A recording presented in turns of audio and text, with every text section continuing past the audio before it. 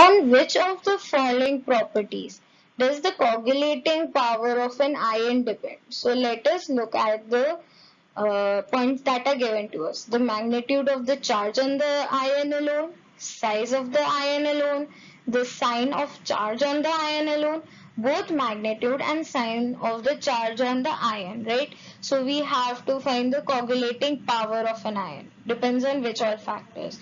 Now, coagulation of colloidal solution by using an electrolyte depends on the charge present, that is positive or negative, on a colloid particle as well as on its size, right?